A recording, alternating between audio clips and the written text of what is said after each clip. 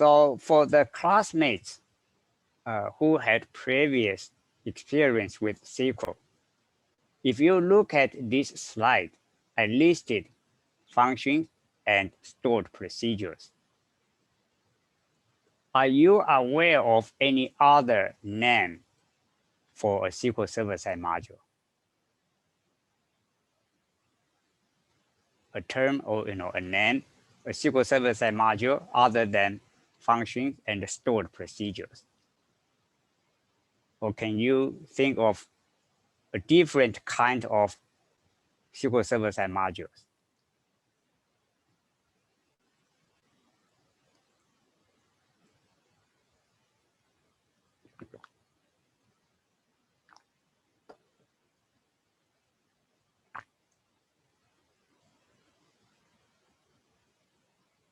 Okay, so these two are the general categories.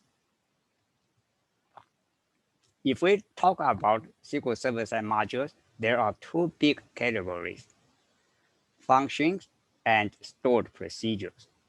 There are some subcategories within each of these two categories. For example, we also have triggers. Triggers are a special type of stored procedures. For functions, there are many other classifications. For example, we have system functions, we have user-defined functions, we have a scalar function, we have a table valued function, right? For table valued function, we also have single line or single statement function. We call that inline, as well as multi-statement. For stored procedures, we also have user-defined stored procedures and system-defined or system. We just call that system stored procedures.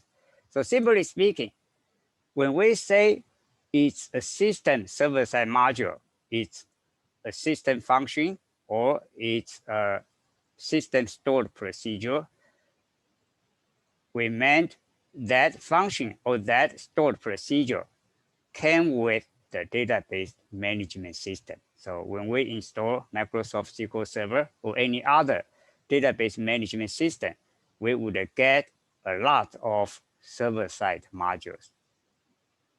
So those are called system functions or system stored procedures. And if a developer writes a server-side module, we call that a user-defined function or a user-defined stored procedures, right? So those are the most common classification. And we went over some other terms, for example, triggers and a scalar function, a table valued function. So we will talk about those in a lot more details later. But now I just want to compare these two large categories or two highest level of categories of SQL server-side modules. So we have functions, we have stored procedures. If we look at this comparison chart, they are both server-side modules. So probably you are wondering, what's exactly a server-side module? What is a server-side module? Can we have a volunteer telling the class what a SQL server-side module is?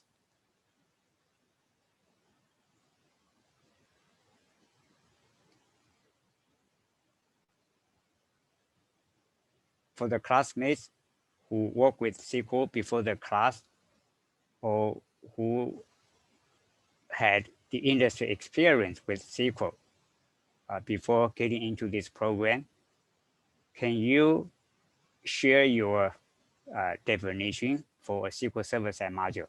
What is a SQL server-side module?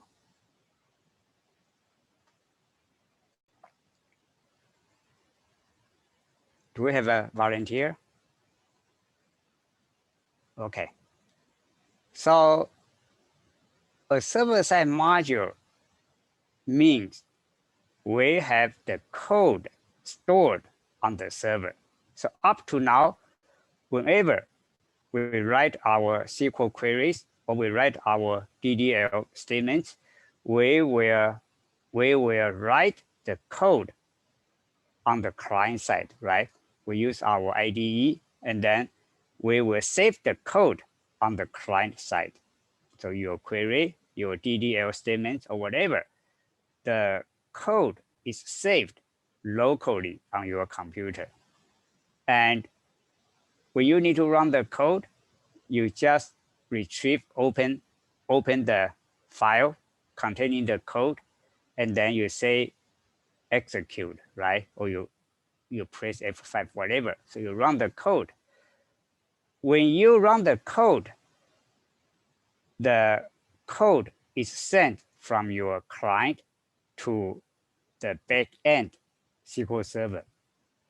For most of the classmates, we are using the class server. So the code is sent from your local IDE or SSMS to the class server somewhere in the cloud.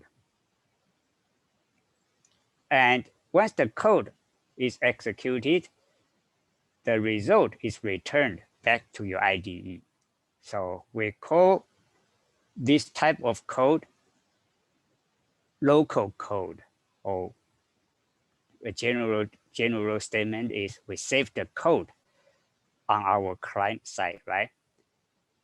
If we have a server-side module, it's different. We will write our code. We still use the IDE, dbeaver, SSMS, or Azure, Data Studio, whatever. We use the IDE to write the code, whether it's just a query or whatever, DDL code. We write the code, but when we save the code, we will save the code to the server. We will not save the code on our client side. We will save the code on the server in the database we are working in. Okay, so that's the major difference. So client code is saved on the client side. The server-side module or the code contained in a server-side module is saved on the server, the database server. Probably you are wondering, okay, we have the code saved on the server, but once we have the code saved and it's ready for use, how do we use it, right? Because on the client side, we can just open the file containing the code and then we execute the code. So that's pretty straightforward. If we have the code saved on the database server, how do we use it, right? Well, there are some SQL commands such as exec and select. We will use those commands together with the name of the server-side module to run a server-side module. Remember, the code is saved in the server-side module, right? So on the client side in our IDE, we will just use select or we will use exec to run the server-side module. And then the code which is saved on the database server will be executed. The result will still be returned to our IDE, to the client side. We just don't need to send the complete code over the network from the client to the server to execute the code. So that's a major difference between the client side code and the server side module. With the client side code, we need to send the complete code over the network from the client to the server for execution. So depending on how much code we have and what the distance is, obviously performance might be impacted, right? Because there's a longer distance to go and there's more data to be transmitted over the network. If we have a server-side module, we just send a very simple SQL statement to run the server-side module. The code, complete code, is stored on the database server. So the network traffic will be significantly reduced. The time it takes to send the comments or send our request over the network will be significantly reduced as well.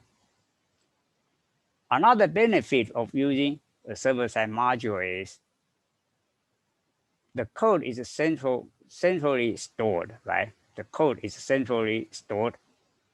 There's only one copy of the code, and that code is stored in the database on the SQL server. So it's a lot easier for us to manage the code. You want to configure the permissions, or you want to update the code, you have just one place to worry about. Think about the client-side code. If you have a copy of the code, I also have a copy of the code.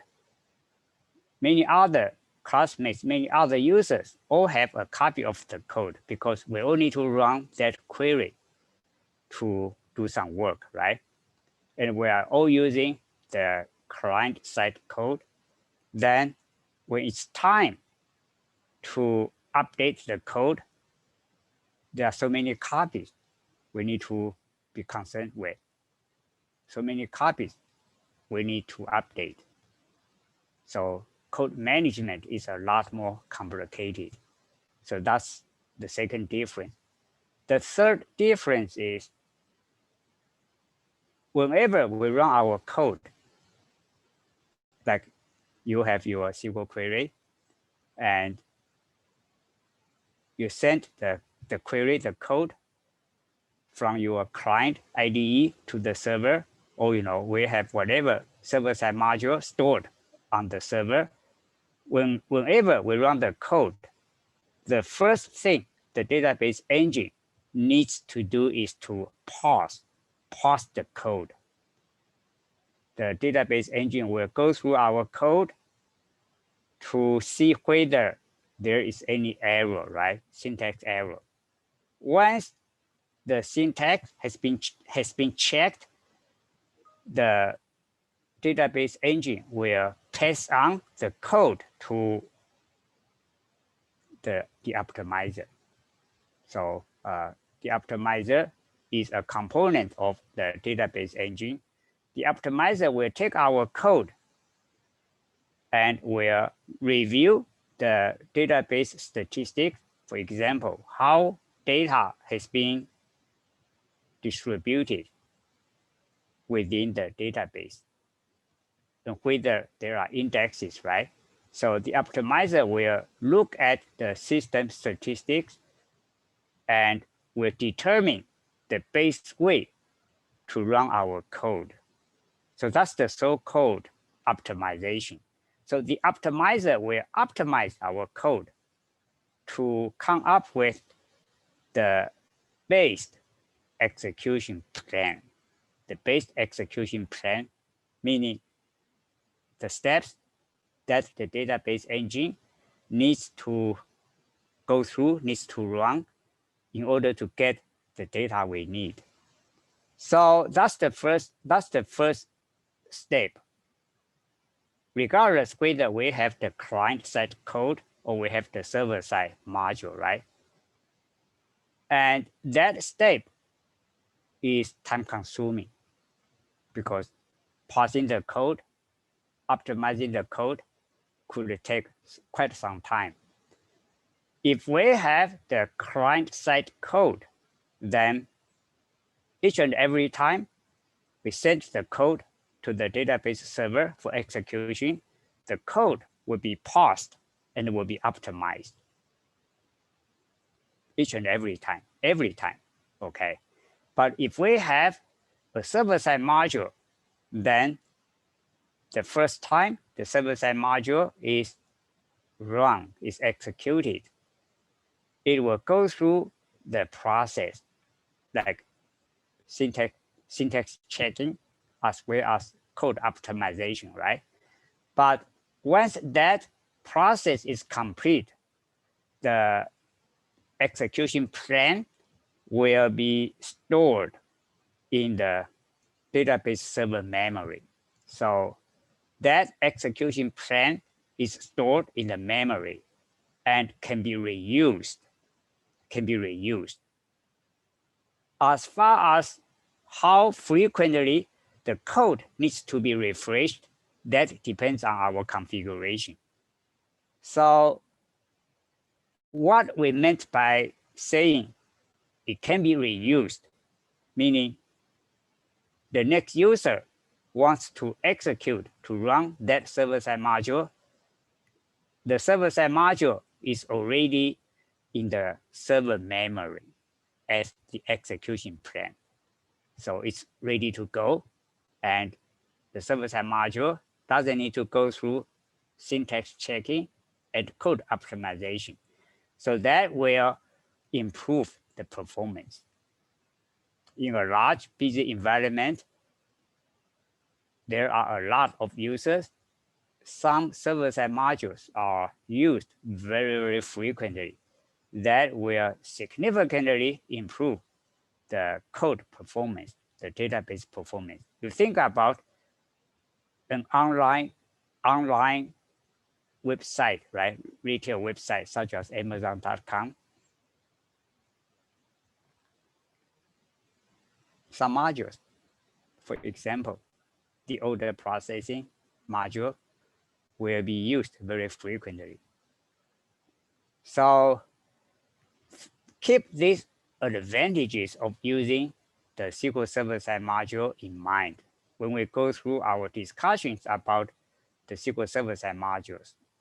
And I can also share with the class in large environments, for example, Amazon.com and many other large production environments.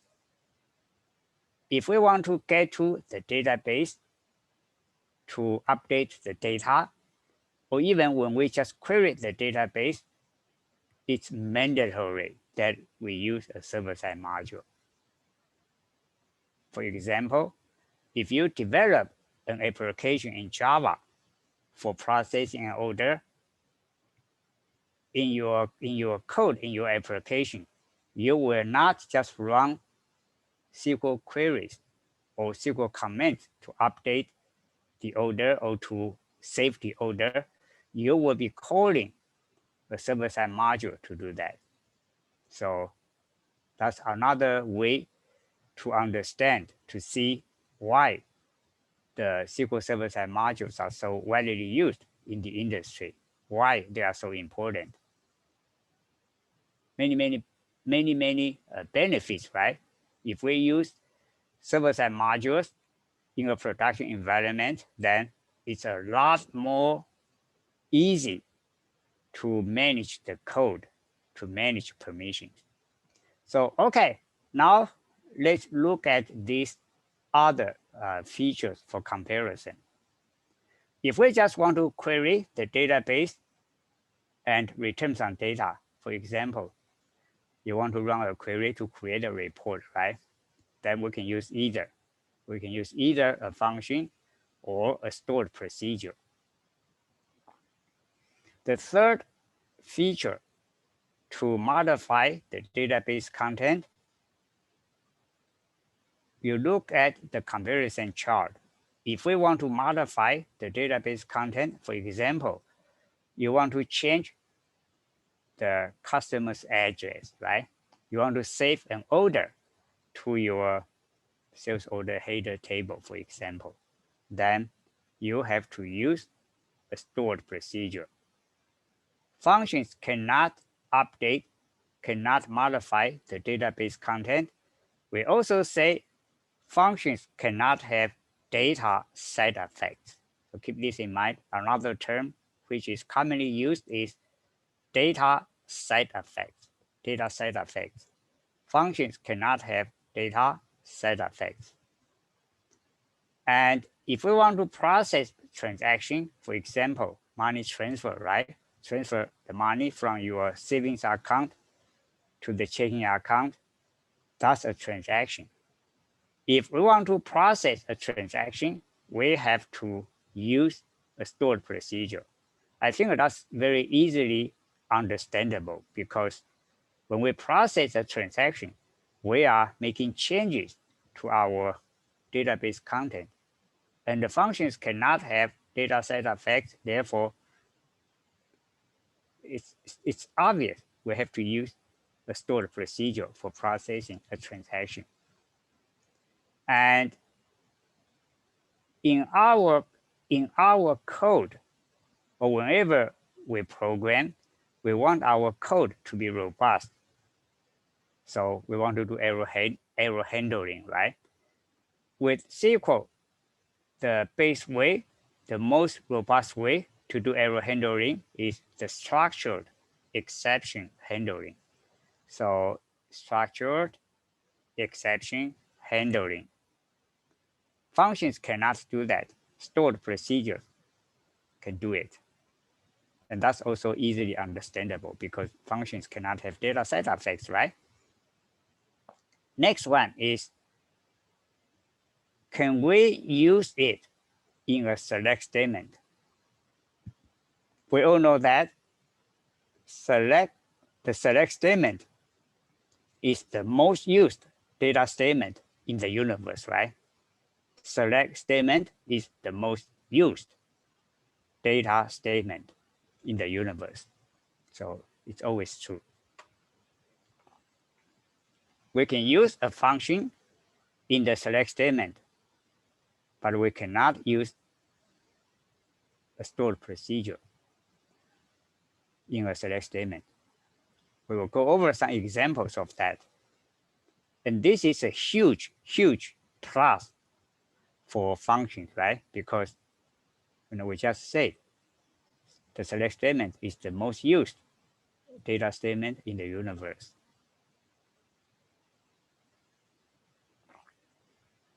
The last one is not that obvious. If we want to use dynamic SQL in a server-side module, dynamic SQL is widely used in large environments.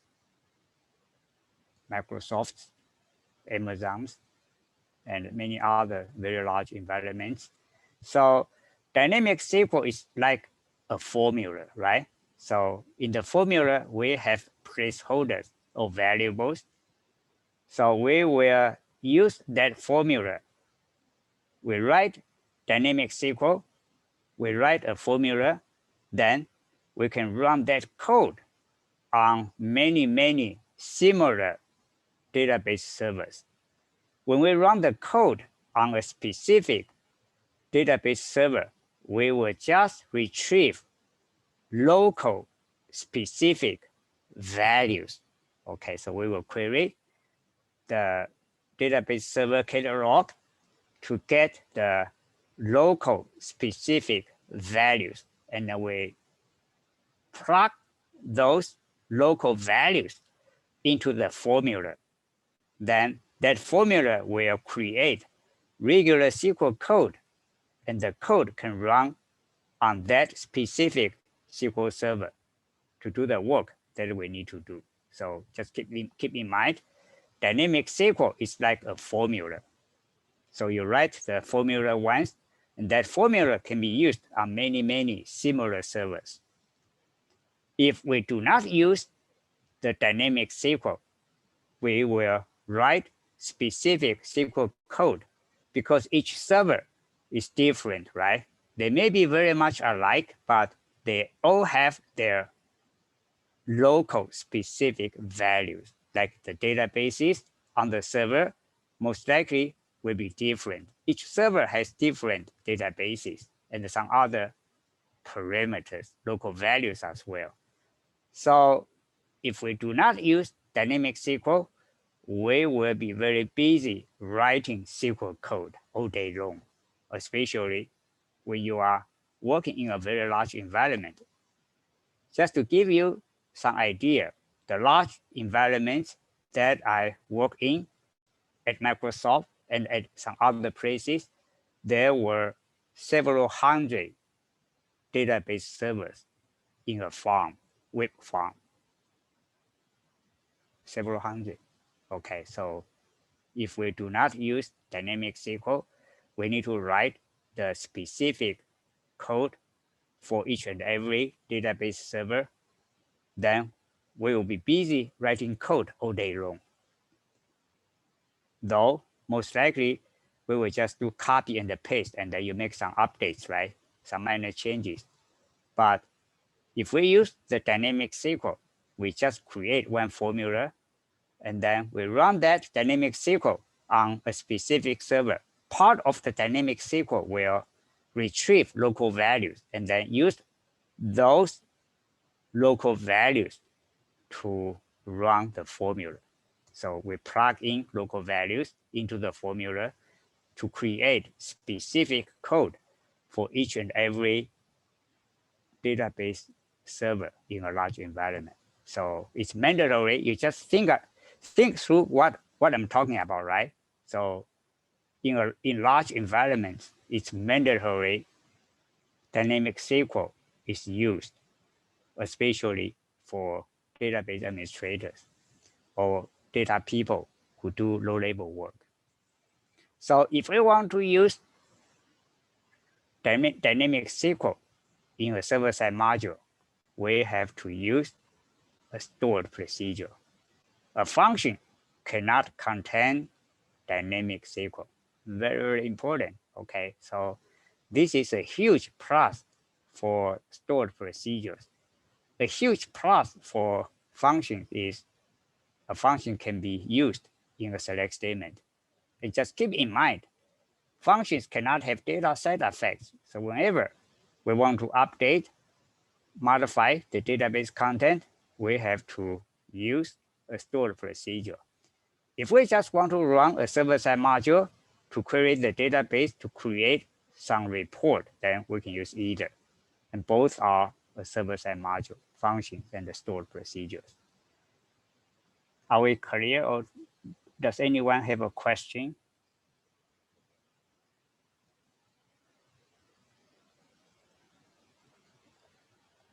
Okay, I think that this should be a very good, very comprehensive, high-level introduction to the SQL server-side module.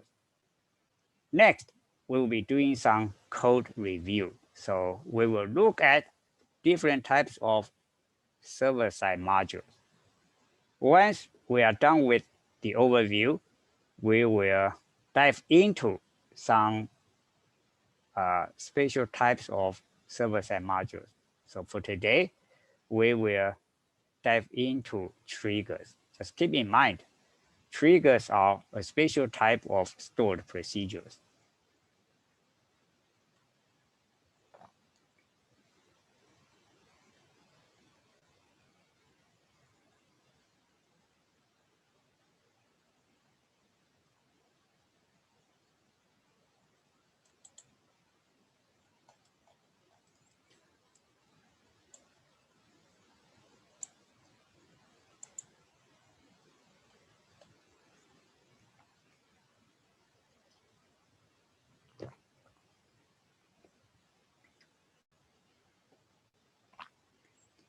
Just a reminder, I'm pretty sure you have all noticed that to work on lab 5, we have to use our own database. If we use the class server to work on lab 5, we have to do it in our own database. So if you still have your database, the database that you created for lab 4, you can continue to use it. And if we use our own database, but we need to get data from other databases. For example, in your own database, you are writing a server-side module and you want to get data from AdventureWorks 2008 R2, then you just need to add the database name. For example, in your front clause, usually we just say sales dot sales order header, right? But if we are getting the data in our own database from AdventureWorks 2008 R2, we have to say AdventureWorks 2008 R2 period sales period sales order header.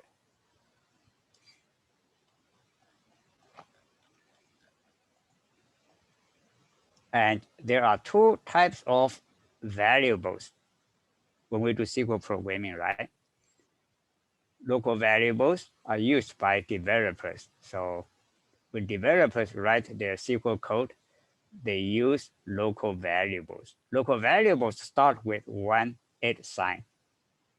SQL Server maintains a lot global variables. So global variables have some very useful information about the running of the database management system and the state of our databases. So these global variables have a lot of very useful information.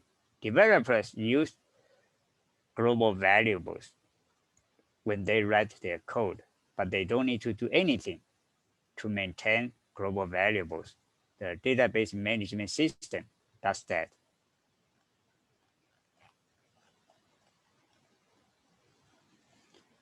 Now let's see how we create a stored procedure.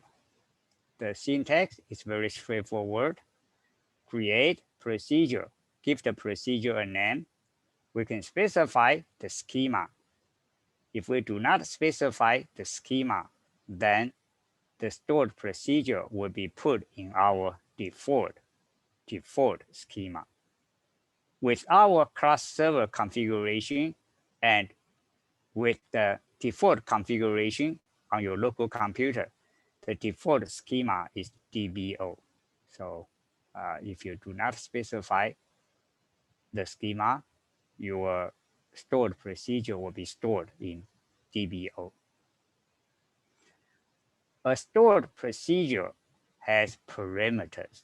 So in this particular example, we have two parameters, in number and out number. Parameters are just like local variables, right? So they start with 1 sign. Parameters have a data type. So first one has integer, so does the second one as the data type. There are two types of parameters for a stored procedure. The input parameter. We use an input parameter to give the stored procedure data for processing. If you want to send some data to the stored procedure for processing, for example, you want to give the stored procedure a customer's ID, and then you want the stored procedure to pull up the customer names or maybe to whatever, right? So the data that you need to provide to the stored procedure will be sent to the stored procedure as input parameter. So in our example, the first one is the input parameter. Input is the default. So if we have an input parameter, we can leave it out. The other type of parameters is the output parameter.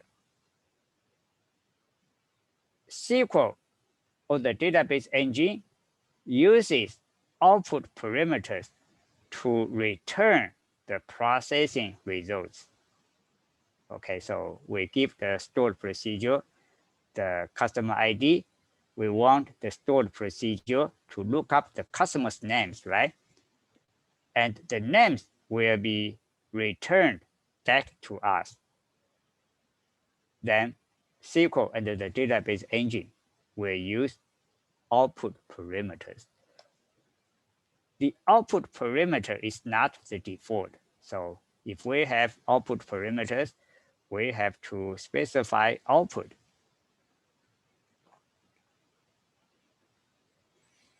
And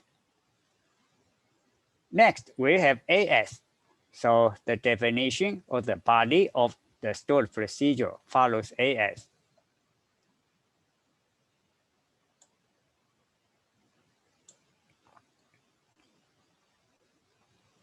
Usually, we will put the body of the stored procedure in a block of code, and that block is delimited. The block is specified, designated using begin and end.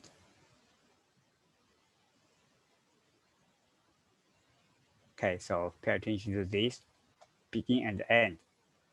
If we have just one statement, then we don't need to do that. Or on some occasions, we don't need to do it, but as a good practice, probably it's best that we always use this begin and end to contain the body of a server-side module. In the body of the server-side module, we have the regular SQL code, right?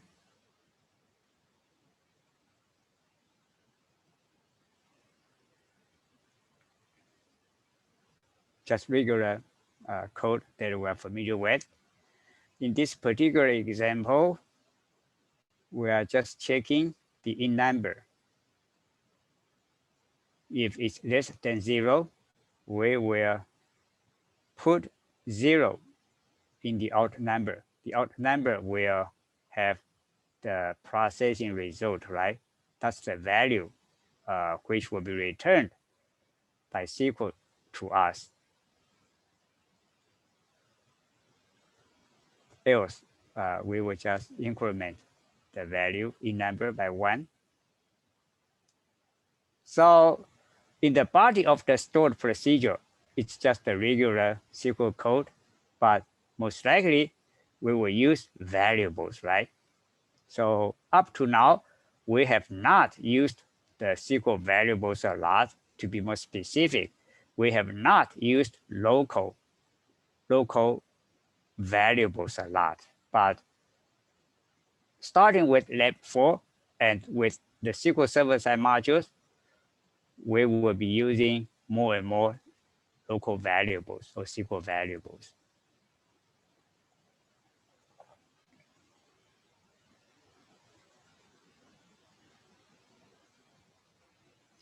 And because we are using variables, therefore, we need to be mindful of the scope of variables. So variables live in the computer memory.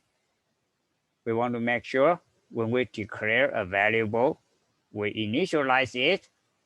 When it's time for us to use it, that variable is still alive in the memory, right? So that's the scope of a variable. Therefore, when we use a local variable, we need to make sure we declare, initialize, and use the variable in the same scope.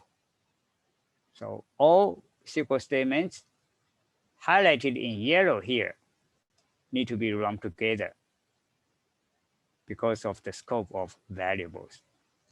And you can see we declare a local variable using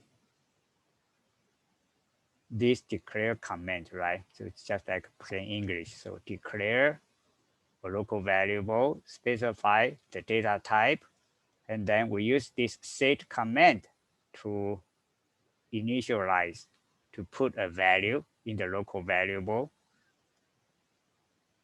Next, we will run the stored procedure we just created and pay very close attention to we use this SQL command exec.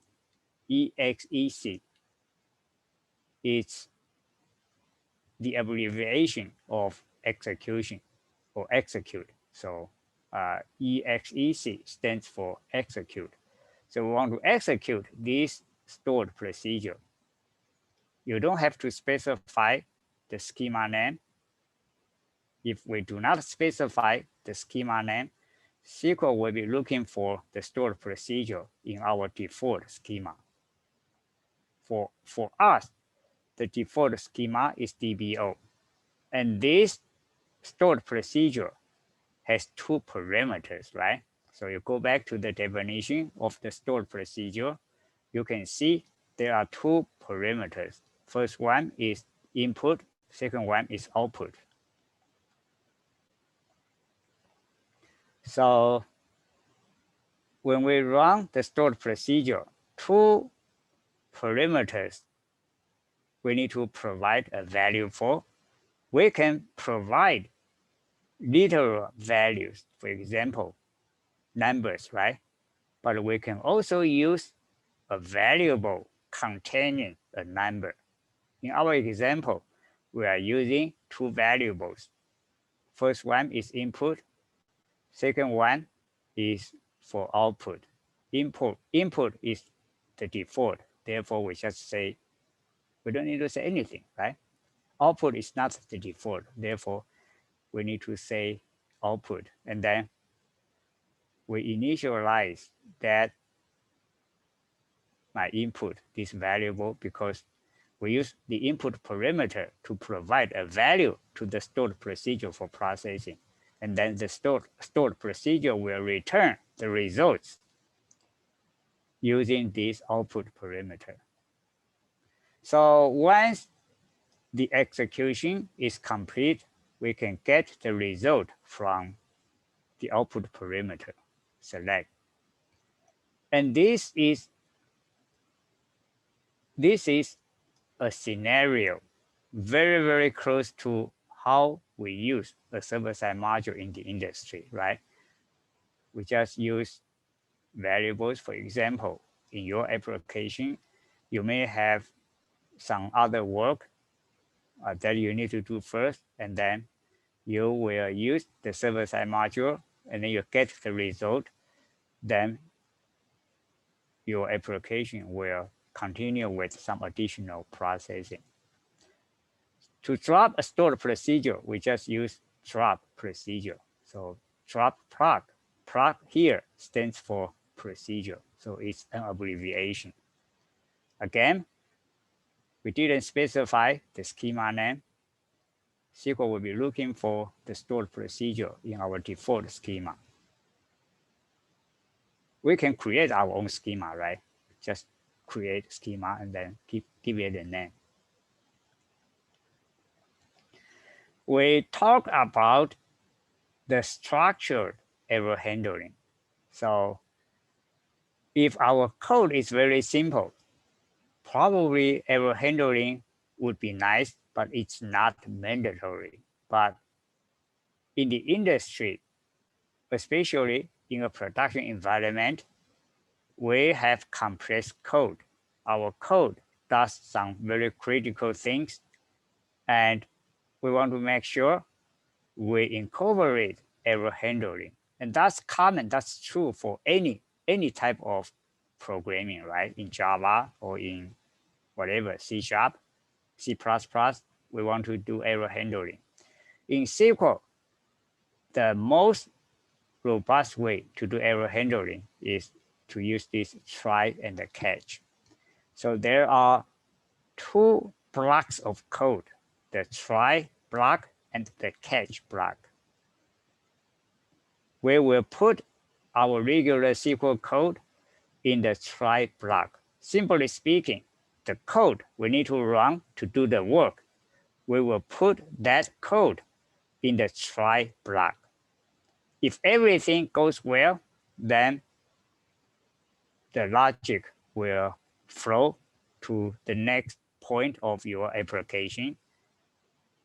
If there is an error, for example, something went wrong, then the flow will be directed to the catch block for error handling. In other words, if there is no error, the catch block will not be used. If there is an error, the catch block is used for error handling.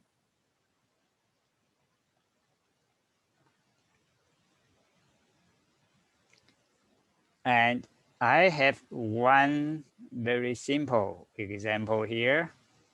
And this is not a server-side module, just a block of code to demonstrate the structured error handling. So 2 blocks of code, try block, and catch block. They need to be run together. Okay. So in the try block, we have our regular code, the code we need to run to do the work. And what we are doing here is just to delete a record from this table, product table. But I wanted to make this complete. Therefore, I incorporated the technique for transaction processing. So with SQL, if we want to process a transaction, remember the example we just mentioned, you have 2 accounts. You want to transfer money from your savings account to your checking account. So there are 2 steps, right? First step is to withdraw money from your savings account. The second step is to deposit the money into your checking account. These 2 steps must happen together.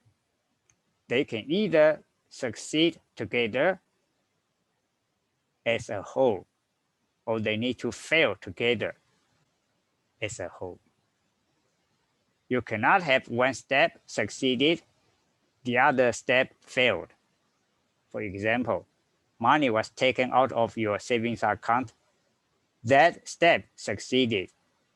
But when the money was being put into your checking account, that step failed. So money was not put into your checking account.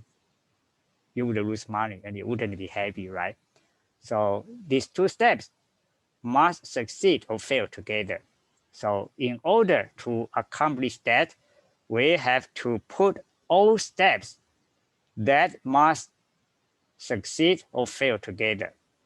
In our example, I mentioned 2 steps, but there could be 5 steps, right? Depending on the logic. So we will put all steps required to succeed or fail together within this block, begin transaction, commit transaction. If everything goes well, 5 steps all succeeded, then you want to save the change.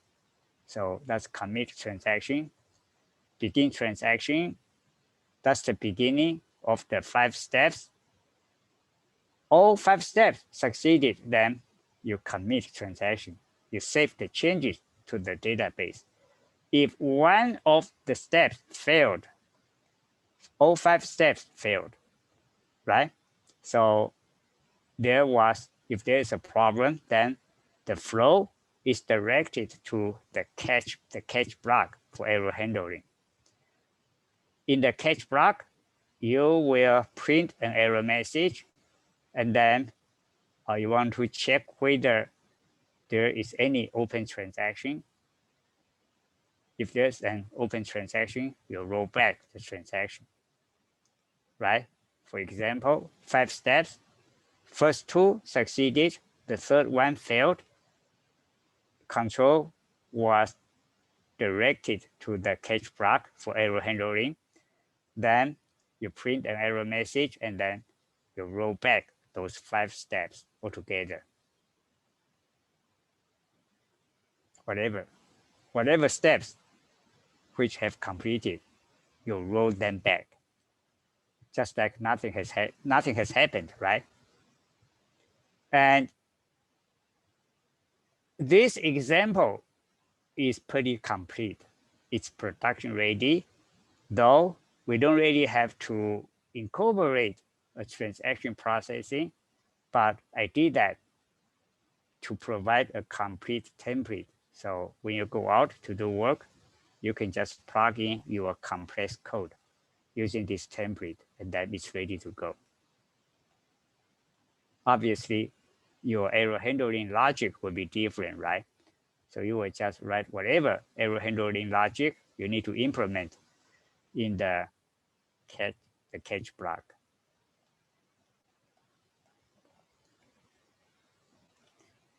Any question up to now? So far, okay?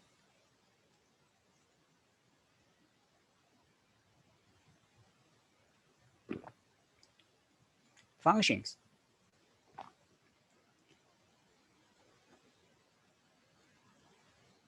There are two types of functions, a scalar function and a table valued function. Okay, so this first example is a scalar function, scalar here.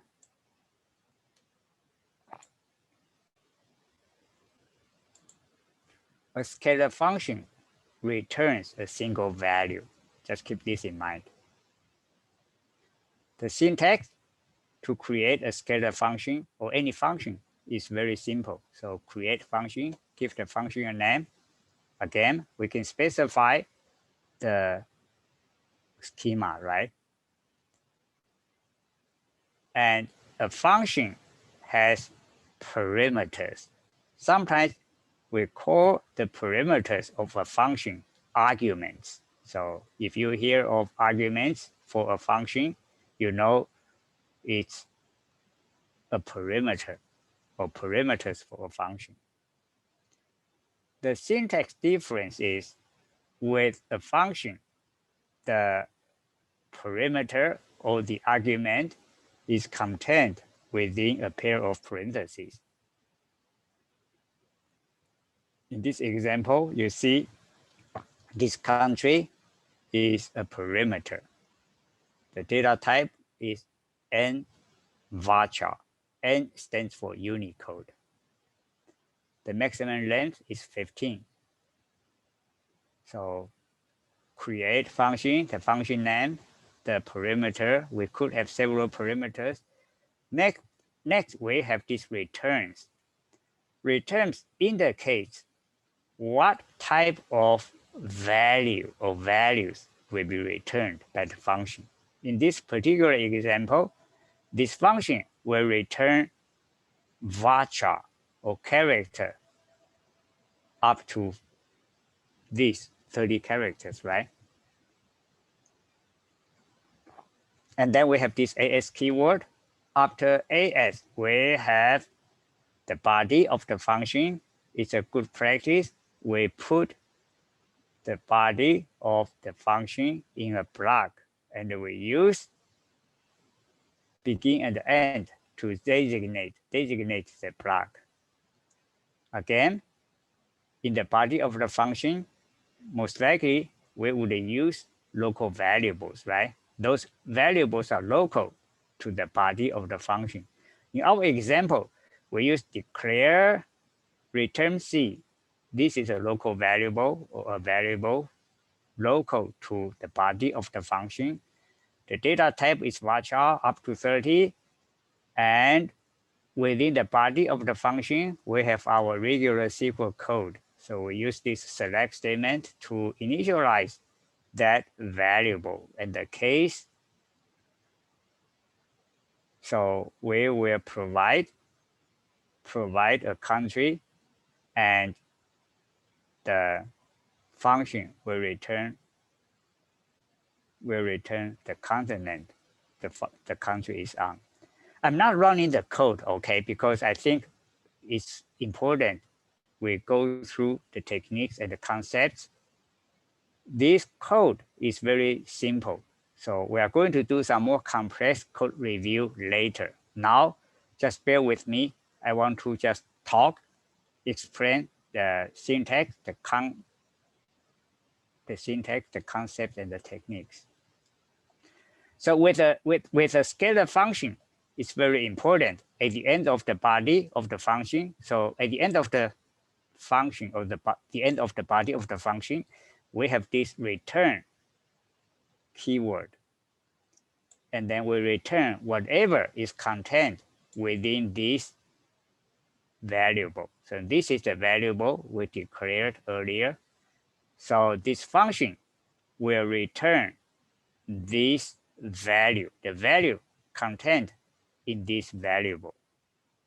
And just keep in mind, this function, according to the definition, will return varchar, right? Character data type up to 30 characters in length. So when we define the local variable, we say return C varchar up to 30. So when this, the value contained in this variable is returned, then it matches what we have defined. It's very important we pay attention to how we run a function. So when we run a function, we use select. Select the name of the function, and then we provide the parameter, right? Or the argument. So now I'm just testing whether you are paying attention to what I have been saying. How do we run a stored procedure?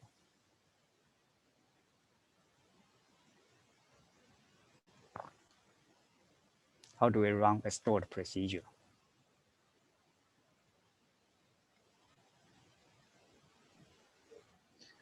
You can execute the procedure name.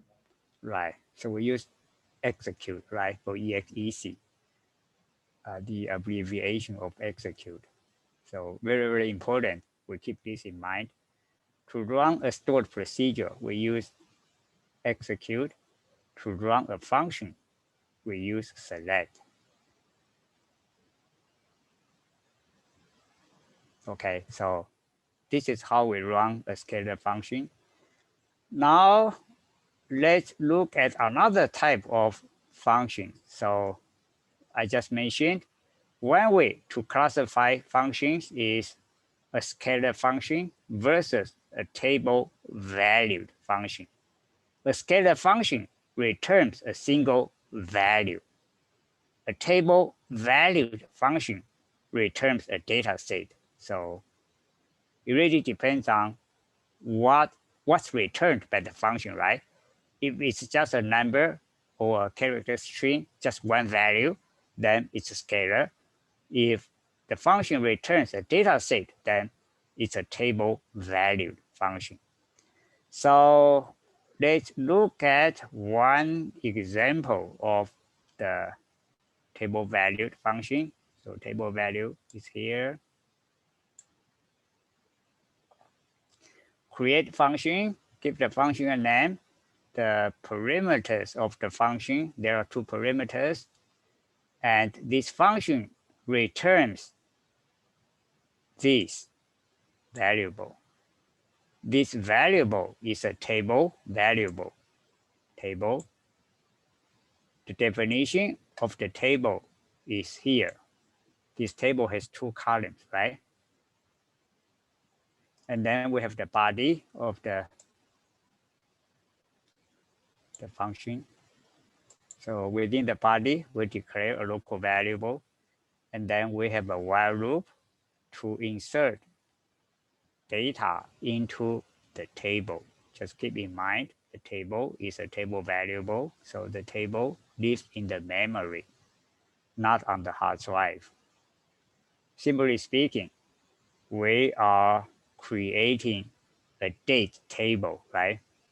When we do BI, the data analysis, it's pretty common. We create a date table. So we will provide how many dates we want, and then the starting date. This function will create a date list, a date table. To run the function, we would use select again. Select asterisk from our function. And we provide two parameters, the starting date and then the number of consecutive dates we want, right? Pay very close attention to how we run a table valued function and how we run a scalar function. So look at this. Maybe I'll copy this out. Go back to my Create Editor window.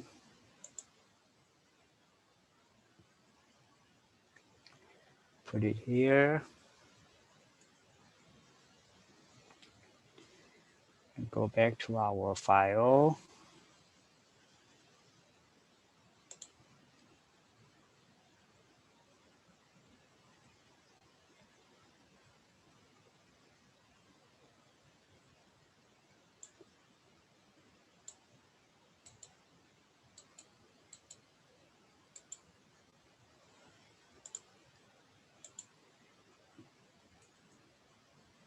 So put it here.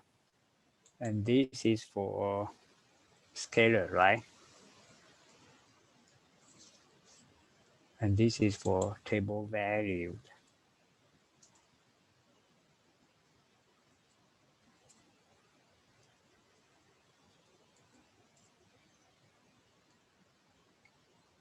What's the difference?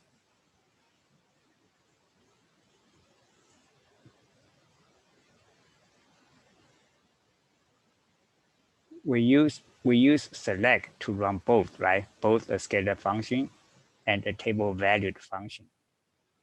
But obviously, these two select statements are different. What differences did you see? Compare these two. What differences did you see?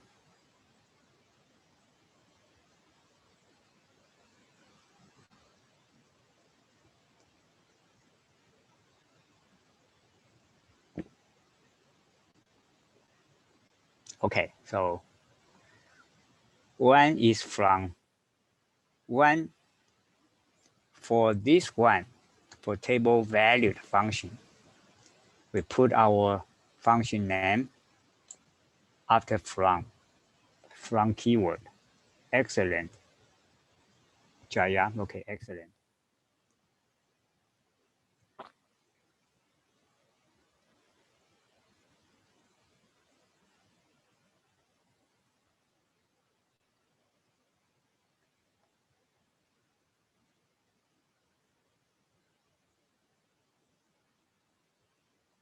How about the first one?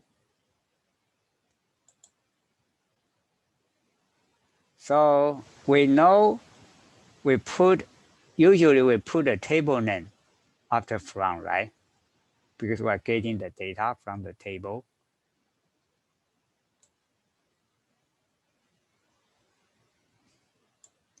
So when we run a scalar function, we use this syntax. What is this scalar function? So we know, you look at the second example, it's after from, and it's a table valued function. A table valued function returns a table, right? So we know, well, after from, it's a data set. So that function is like a table, right? What is the first one? When we run a scalar function, what is that function like?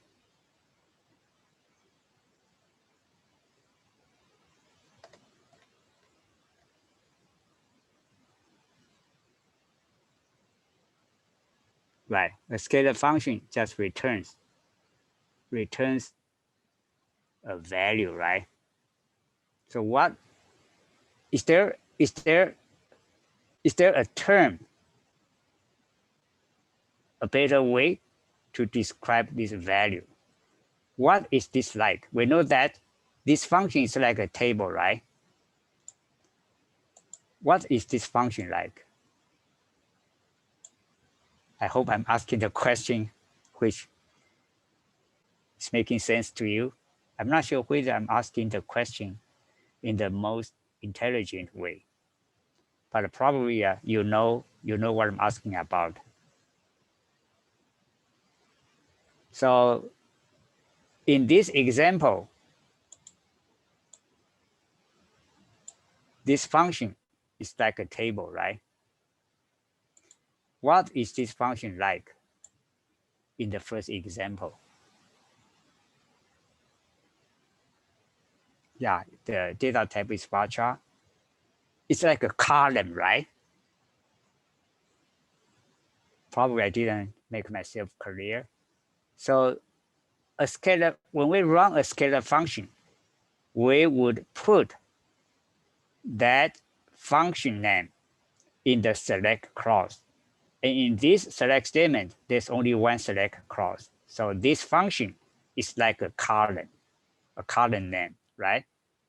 But when we run a table valued function, we put that table valued function after from. So we put that table valued function in the from clause of the select statement. So there are two clauses of this select statement, right? Select clause and the from clause. Very, very important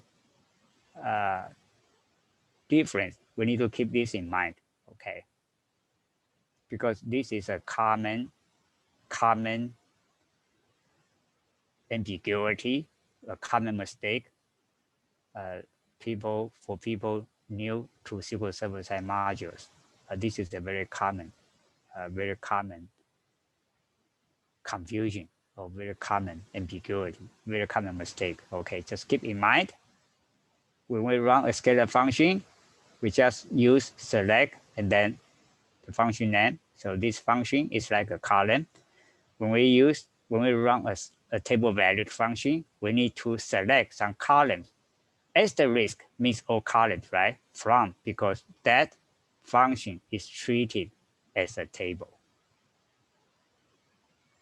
Okay, so go back to our file.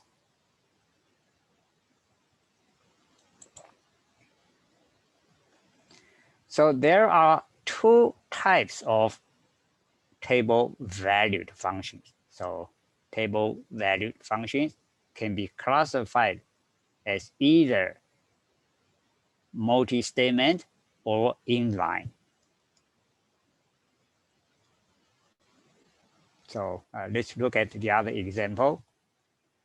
Create a table valued function, create function, give the function a name. This function has two parameters, and this function returns. No, we went over that. So apologies. I think that's the next example. Okay, so create a table valued function, create function, give the function a name. This function has two arguments or two parameters, and it returns a table, returns table, but no table definition, right? We didn't need to, we're not defining the table. We just say returns table. In the body of the function, we have this.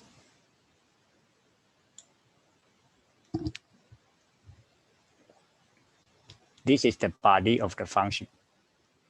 So how many statements do we have in the body of this function? Or look at the code I have highlighted. How many statements do we have? How many statements?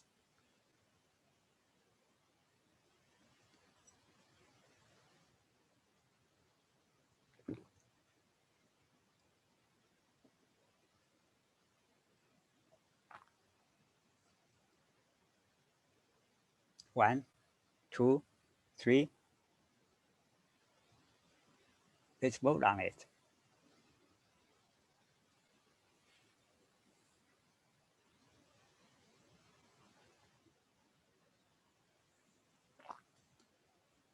So how many statements did you see in this block of code I have highlighted?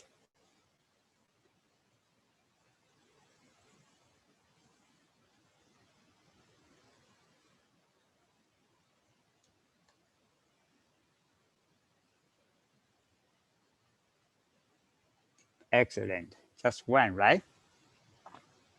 There's only one statement in the body of this function. So if there is only one statement in the body of a function, we call this type of function inline.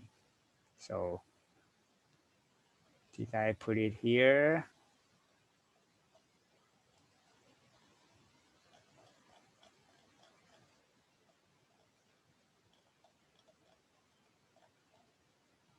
I didn't. So let me put it here. So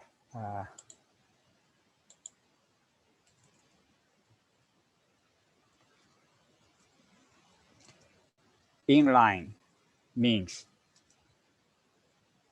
one statement. Okay. So if a function is inline, it has only one statement in its body. Opposite to inline is multi-statement.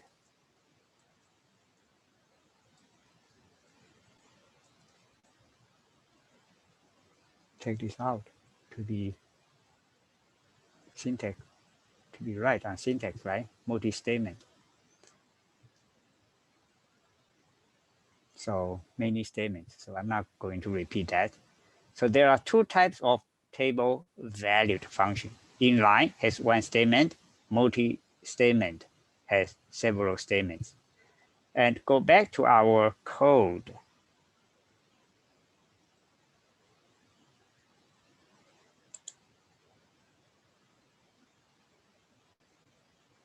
So this one has only one, right? So this one has only one statement. So it's inline. And this one has several, right?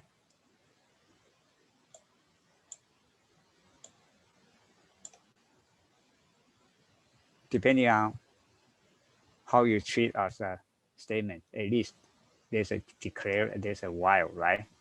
While statement. So there are several statements. So this is a multi-statement table valued function.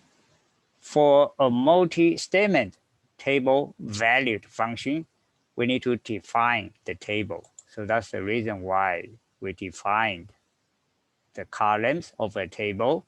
So this table has two columns.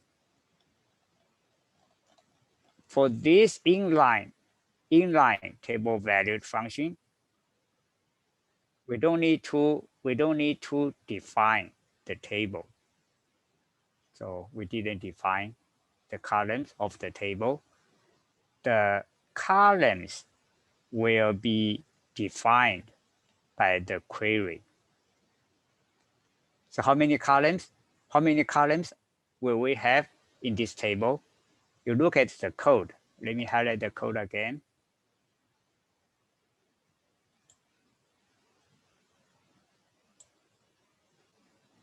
So how many columns will there be in the table returned by this inline table valued function? 3, right? Excellent. Okay, so for an inline table valued function, we need to define the table. In other words, define the columns of the table. But for a multi-statement table valued function, we don't need to do it. The query will define the columns.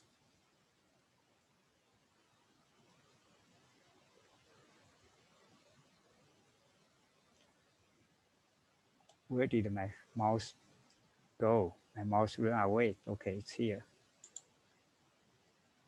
So to run this inline table valued function, select all columns from this, right? So it's treated as a table. And one thing I want to bring to the class attention is here. So this is commonly used in the industry, but it's not well documented.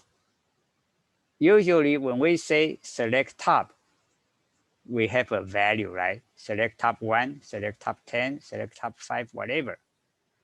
But in many scenarios, we don't know how many we want to select. It depends on how, how the processing goes, right? And if we are going to tell SQL how many top rows we want to select, but we don't provide just a number, we provide a variable which contains a number, then like this variable. This variable must be contained in a pair of parentheses. It's such a minor thing, but it's very, very difficult to debug. Okay, I went through this myself when I did data work several years ago. Not well documented, but it's an error. If there's an error with your code, you couldn't move on, or you couldn't run the code. So that's a lot more than just annoying, right? So keep in mind, if you want to use a variable, you put that in a pair of parentheses.